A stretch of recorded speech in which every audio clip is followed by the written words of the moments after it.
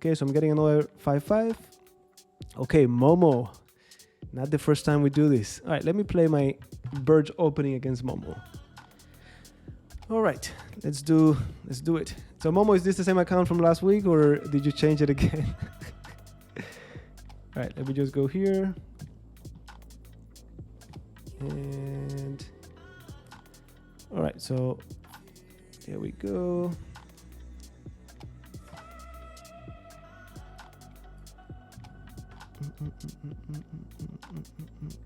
Now here, when I play this opening, again, it's just a system to make it to the middle game safely. That's it. Then we just play chess. Bishop b5, I'm doing it because this is just like the Nimzo Indian, the Dutch. We fight for that square on e5. Of course, those openings are with black, so it's color reversed, and we're fighting for e4. But it's the same thing. I have 3 pieces controlling it. I want to undermine whoever it's taking care of it. So my knight is going to e5, protected by this guy, and now I just castle. Now, pay attention to my pawn structure. It's aiming at the king side, so I should be attacking on the king side. That's where I have more space, okay? All right, so let me take this. There's no pin anymore. And before I do any crazy expansion there, let me try to activate my knight. That's it. Yeah, that I know. That I know. That I know.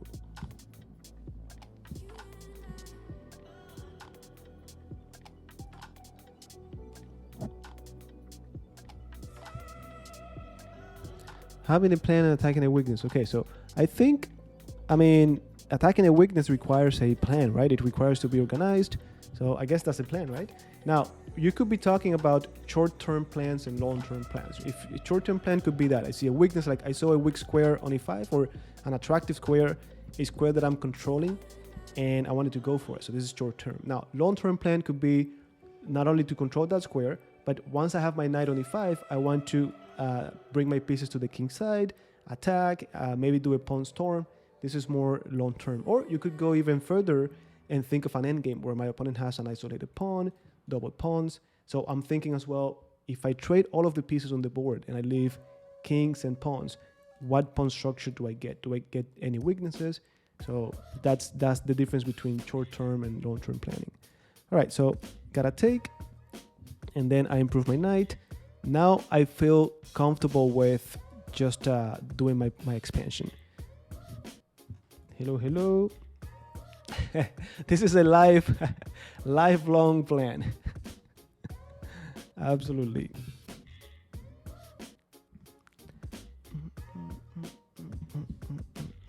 Let me try here something quickly.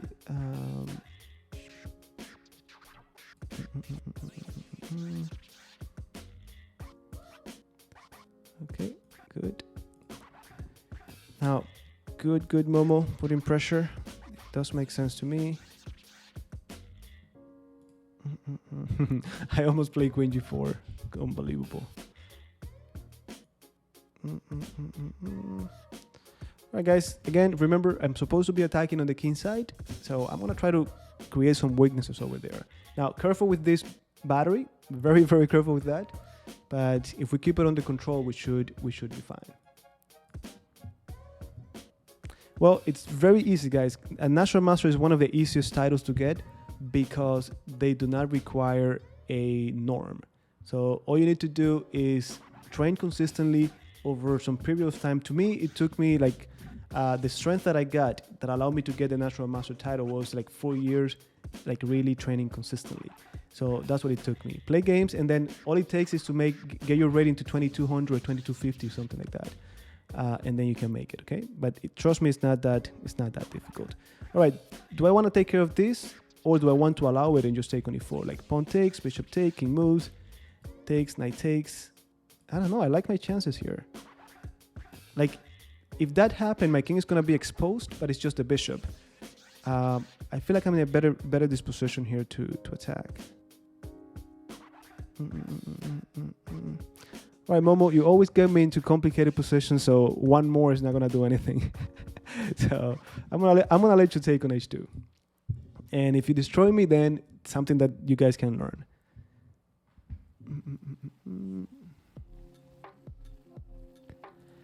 Guys, at the 1300, you should be at a point where you're not blundering that often. You blunder, you're always going to blunder, but not so much.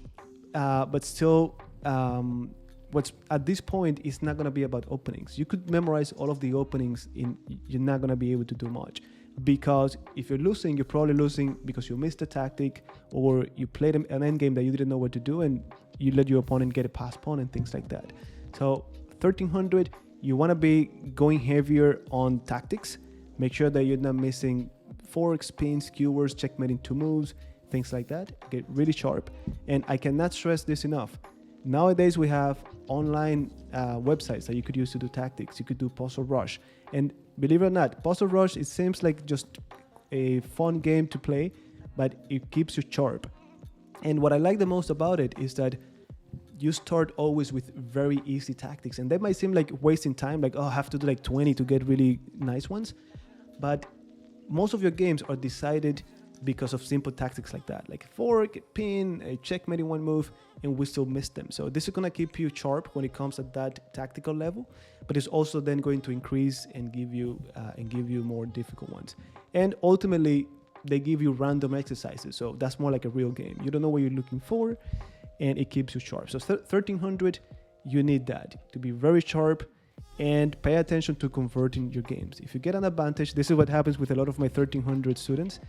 They get an advantage, and then they just don't seem to convert that into a win. And the easiest way is to simplify the game. Go for that end game where you're going to have an extra pawn, an extra bishop, and so on. So pay more attention to that, and you should be fine. You should be fine. But the most important thing that nobody does is consistent training. Even if you just do a little bit consistently. Or writing. All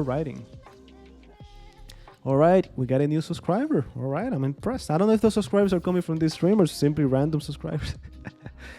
2021. Okay, the 2000 level, that's a little bit different, but still, it's gonna come down to the same thing. Now at 2000, I would say you need to devour any endgame content, guys. Endgames. You don't know how many people I see, they're 2000.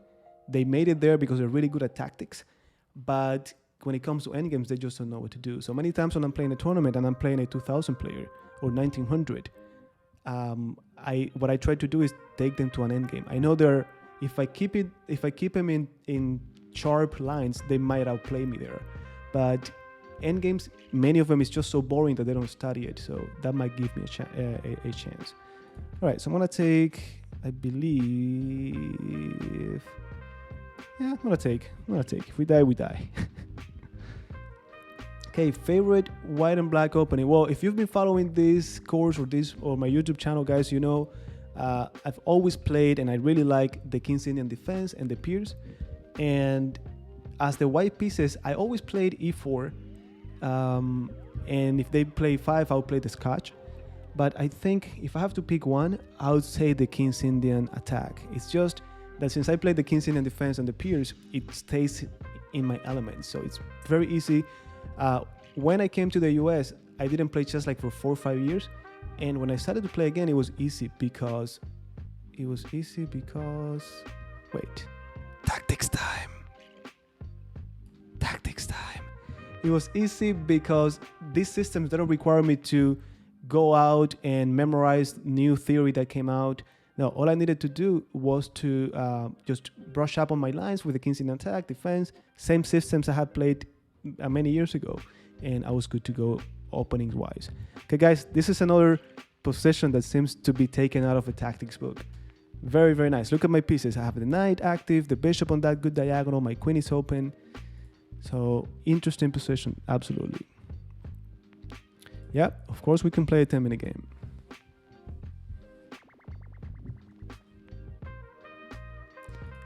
Just go to tournaments. You go to a tournament. You gotta go to a tournament, a rated tournament in person. When you play that tournament, you're gonna get a rating. You bring that rating up, and that's how you become a national master. That's it. You don't need norms. You don't need any of that. Okay, guys, knight h7 or queen h5. What would you do? I think I know my answer, but think about that, okay? Okay, so I'm gonna go queen h5, and then we find out what happens next.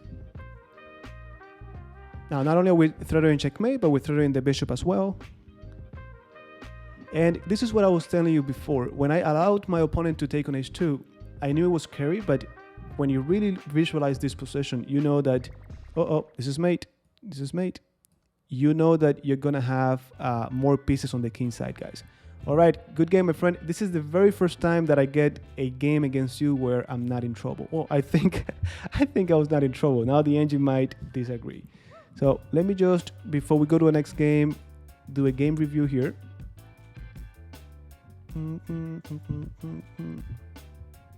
Hello, hello, hello.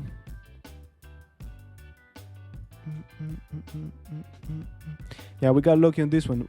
Oh, guys, look at this. 95. Okay, this is my time to brag. You gotta give me a break now to brag. I don't get this often.